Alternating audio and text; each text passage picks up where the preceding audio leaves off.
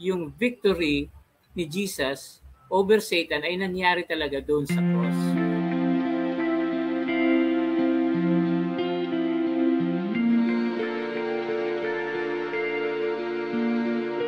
Ano yung unang-unang ginagawa ng Diyos para tayo ay maligtas? Ang nakita ko dito, Mark Paul, sinasaway niya si Satanas.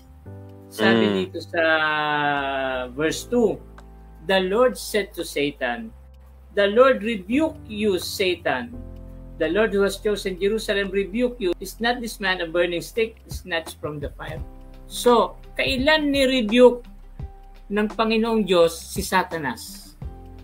Nangyayari ba ito palagi? O merong isang araw na talagang ni-rebuke niya, tinalo niya si Satanas? Alam niyo po, merong isang araw na talagang tinalo ng Diyos si Satanas. At hindi nangyari po yun sa bandang dulo ng ministry ni Christ. Kasi, di ba, sa simula pa lang, pagkapanganak pa lang ni Jesus Christ, talagang nagsisikap na si Satanas, napatayin siya.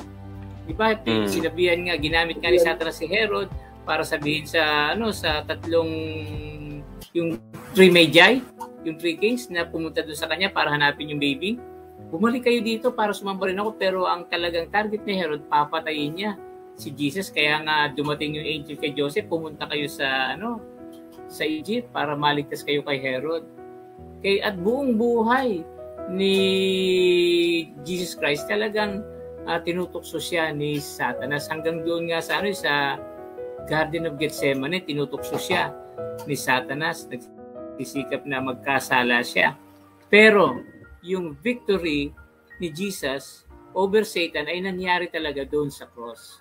Doon sa cross, nagsisikap si Satanas na ipatay si Jesus Christ at akala niya nagtagumpay na siya. Akala niya naipapatay na talaga niya si Jesus. Sa cross po ay inapakan ni Kristo yung ulo ni Satanas at ginapi niya si Satanas. Kasi Satanas ay talunan, nakaaway.